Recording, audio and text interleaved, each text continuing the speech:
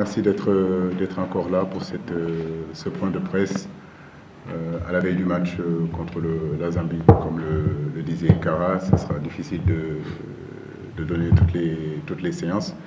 Mais je veux dire que depuis pratiquement 4-5 jours, on a pu faire 5 séances qui nous ont permis de bien nous préparer.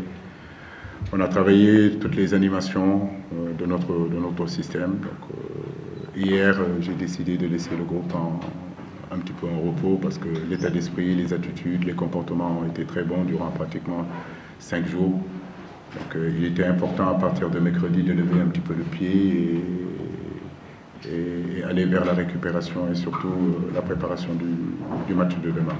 Quand on sait que après ce match-là, les choses vont aller très vite, on n'aura pas le temps de vraiment bosser parce que le prochain match, ça sera mardi déjà. Je dirais que Edouard est venu nous rejoindre hier. Sabali n'est toujours pas revenu.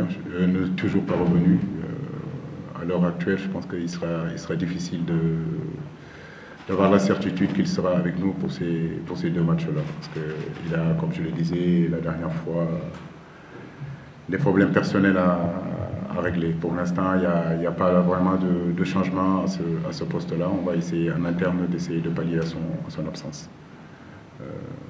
Sinon, voilà, en gros, c'est un peu ça. Ok, j'ai une question, oui. Coach, dans l'animation, on a vu lors des premières séances, Sadio jouer en 9,5, voire accompagner Boulaga en 4. Est-ce cela dire qu'on pense à trouver une meilleure position pour Sadio? Non, Sadio Mané, comme je le disais, c'est un grand joueur. Il est capable de jouer sur tous les postes d'attaque, excentré droit, excentré gauche, en dessous de l'attaquant ou bien même parfois attaquant. Donc les grands joueurs, je crois qu'ils ont cette faculté de s'adapter un petit peu dans le jeu. Donc c'est pas un souci. Je pense qu'il a assez de talent, assez de qualité que partout où on a besoin de lui dans cette équipe-là qu'il joue.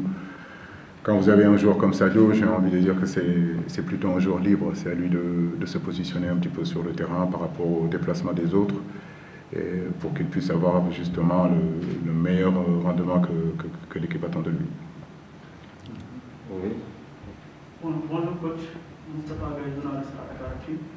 Pour évoquer le cas de Pape Matar Sarr, aujourd'hui si vous l'avez convoqué à l'équipe nationale, c'est parce que vous estimez qu'il a les qualités pour s'y imposer. Est-ce que vous êtes prêt à lui confier les clés du milieu, notamment l'animation offensive? Si oui, dans quel schéma est-ce que vous l'utiliseriez?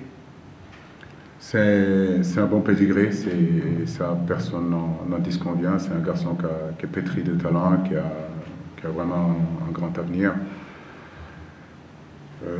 J'espère que vraiment il sera équilibré, il sera bien accompagné et surtout qu'on ne le grille pas rapidement, mais surtout qu'on lui laisse le temps de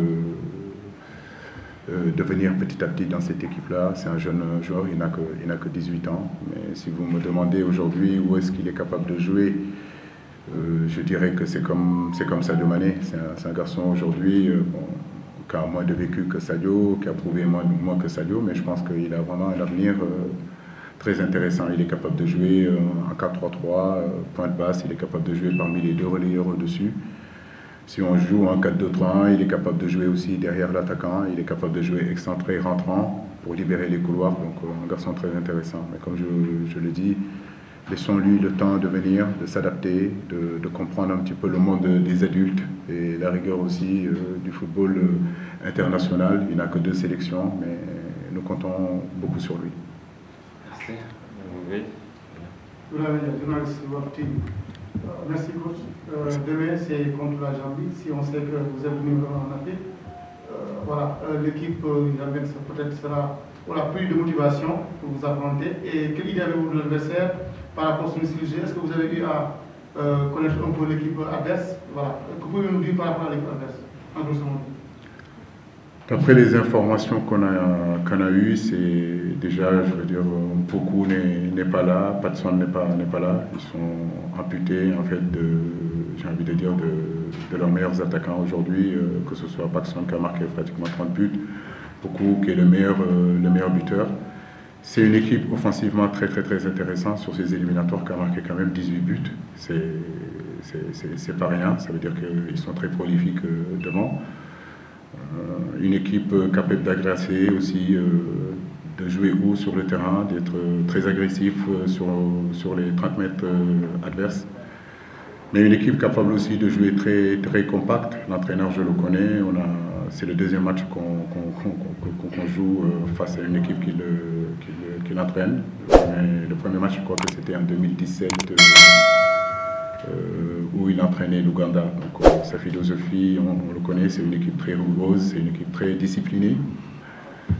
Mais je crois que ce qui est important, je le dis, c'est surtout nous, ce que nous sommes capables de faire, nous concentrer sur nos animations, nous concentrer sur l'agressivité qu'on peut mettre dans notre match, la motivation qu'on doit y mettre. Je crois que c'est surtout ça qui est important. L'adversaire viendra toujours jouer avec ses propres qualités. Mais moi, ce qui me préoccupe surtout aujourd'hui, c'est l'évolution de mon équipe, ce que mon équipe est capable de faire en termes de qualité dans le jeu, en termes de caractère, en termes de personnalité, et surtout gagner ce match-là pour se mettre dans le bon bout, comme j'ai eu à le dire. Nous rentrons dans les éliminatoires de la Coupe du Monde. Aujourd'hui, j'ai envie de dire, on a 10 matchs et ces éliminatoires commencent demain. Et après, contre le Cap-Vert, pour après enchaîner contre le Togo et puis le Congo. Donc je pourrais vous dire seulement que nos éliminatoires commencent demain. Merci. Ouais, toute dernière question.